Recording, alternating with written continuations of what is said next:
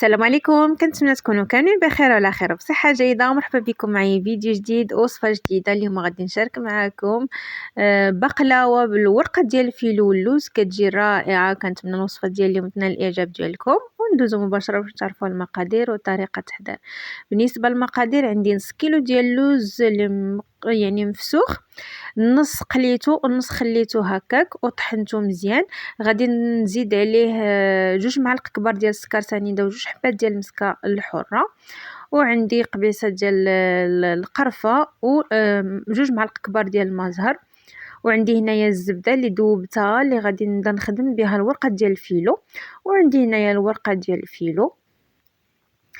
هنايا اول حاجه غادي ناخذ اللوز كما قلت لكم 500 غرام ديال اللوز اللي فسختو ونص قليته، نص خليته هكاك.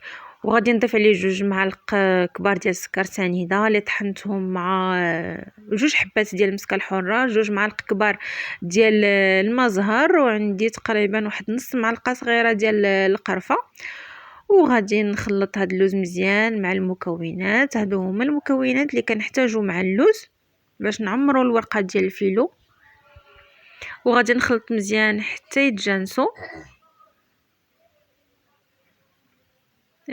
بالنسبه للوز كيف ما قلت لكم عندي 500 غرام اللي هي نص كيلو ديال اللوز، فسختو ونص قليتو ونص خليتو هكاك صافي. ومن بعد طحنتو مهرمش مزيان صافي. من بعد ما خلطت اللوز مع المكونات كاملين، دابا غادي ندوز باش نعمر الورقه ديال الفيلو.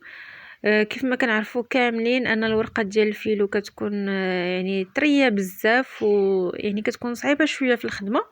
نحاولوا اننا ناخذوا واحد الزيف وناخذوا الكميه اللي نخدموا بها، ومن بعد نخشيوها في داك الزيف باش ما يقيسهاش لينا البرد وتنشف لينا تبدا تقطع. غادي ناخذ انا، ودابا غادي نبدا نخدم بجوج، يعني جوج ورقات. غناخذ 2 ورقات والباقي غادي نديرو في وسط داك الزيف باش كيف ما قلت لكم ما تنشفش. وإلا كان عندكم شي بالكون ولا شي شرجم في الكوزينه، حاولوا انكم تسدوه على حساب الكولوندير باش ما تنشفش لكم الورقه ديال الفيلو. صافي دابا انا غادي نجبد الورقه ديال الفيلو، وكيف ما قلت لكم غادي نخدم 2 ورقات بجوج حتى نكمل. بقلاوه يعني سهله في الخدمه وكتجي لذيذه في نفس الوقت. غادي ناخذ 2 وريقات والباقي غادي نحتفظ به على جنب حتى نحتاجو، ومن بعد نجبدو نخدم به. يعني انا فكرت باش ندير لكم شي معسله اخرى من غير الرغايف اللي شاركت معكم. فكرت انني ندير شي حاجه سهله، ولقيت ان الوصفه ديال البقلاوه باللوز والورقه ديال الفيلو يعني وصفه سهله، يعني ممكن نوجدوها بسرعه. هنايا غادي ناخذ 2 وريقات ونحاول انني نبقى نفكهم غير بشويه. انا لقيت انهم 2 وريقات صافي. غادي ناخذهم على جنب والباقي غادي نجمعو، وكيف ما قلت لكم غادي نجمعوها ونديرو في الزيف باش ما تنشفش لينا وما تقطعش. ومن بعد غادي نوريكم الطريقه ديال الخدمه ديالها. صافي الاخر الباقي نحتفظ به على جنب، وغادي ناخذ هنا 2 ورقات غادي نسرحهم فوق البوطاجي اولا في سطح العمل.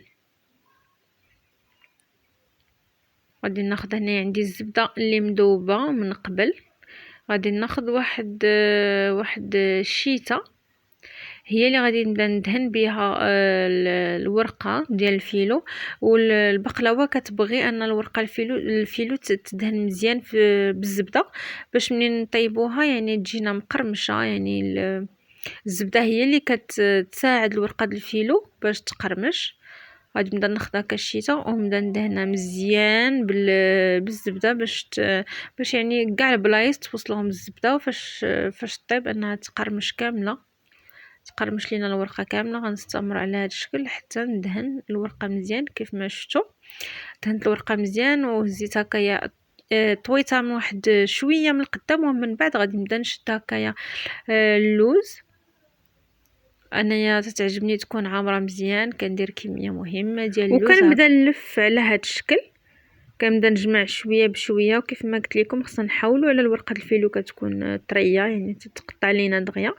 غادي نبدا نجمع شويه بشويه، وإلا خدمنا بشويه راه تجينا ساهله في الخدمه، ساهله بزاف.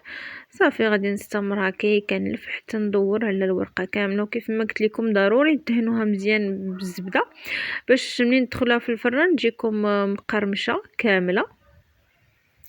ودابا غادي نجيب المول اللي غادي ندخل الفران، غادي ندهنو بالزبده مزيان من التحت باش منين ندخلوها للفران تاخد لينا اللون موحد، يعني تحمر لينا من الفوق ومن التحت. وكيف ما كنعرفوا كاملين ان الزبده كتعاون باش الحاجه تذهب او تطيب مزيان، بقلاوه تعطينا لون زوين في الطياب.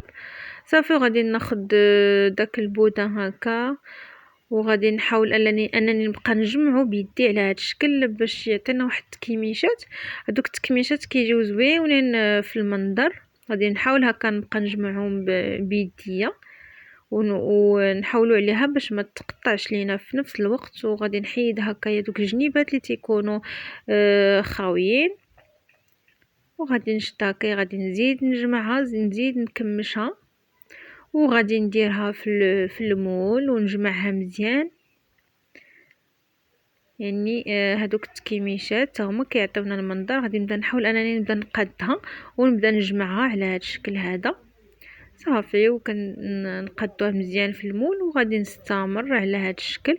غادي ناخذ جوج وريقات اخرين وغادي نعمرهم بهذا الشكل حتى نكمل الوريقات اللي عندي كاملين والكميه ديال اللوز.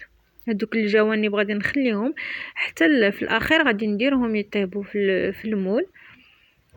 غادي ناخذ جوج وريقات اخرين هكايا، والباقي غادي نغطيه. كيف ما قلت لكم هذه الخطوه ما خصناش نساوها، يعني ناخذوا داكشي اللي نخدموا به والباقي نجمعوه في زويف ونسدو عليه مزيان. وغادي نسرح دوك جوج وريقات وغادي ندهنهم بالزبده مزيان. وغادي نستمر كيف ما قلت لكم على هذا الشكل هذا حتى نكمل. يعني هاد الورقه كتجي مقرمشه، يعني ممكن نديروها نستعملوها حتى في المملحات، كتجي رائعه، كتجي مقرمشه، كتجي زوينه بزاف. غير هي كيف ما قلت لكم كتكون طريه صعيبه شي شويه في الخدمه. وصافي غنستمر هكا حتى ندهن مزيان، وغادي نكمل بنفس الطريقه.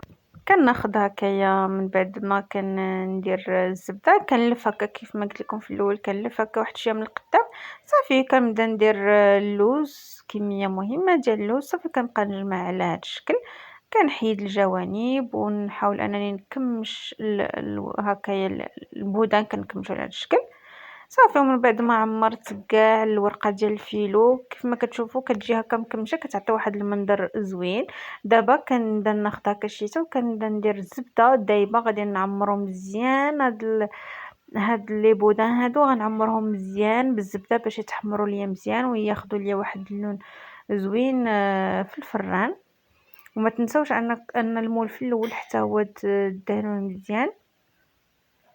صافي والفران يعني راه شعلته كي تكون العافيه متوسطه باش ما يتحرقش لينا ويجينا مقرمش. وهذا هو هذه هي البقلاوه ديالي من بعد ما كنخرجها من الفران. كتاخذ هكايا اللون زوين، كتحمر، تتقرمش.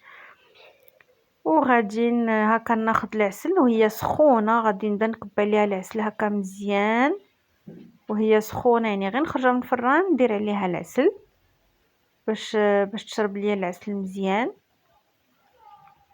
صافي وغادي نخليها حتى تشرب ليا العسل. وهذا هو الشكل نهائي ديال البقلاوه باللوز والورقه ديال الفيلو. كتجي على هذا الشكل، تجي مقرمشه شاربه العسل. كنتمنى الوصفه ديال اليوم تنال الاعجاب ديالكم، وعيد مبارك سعيد.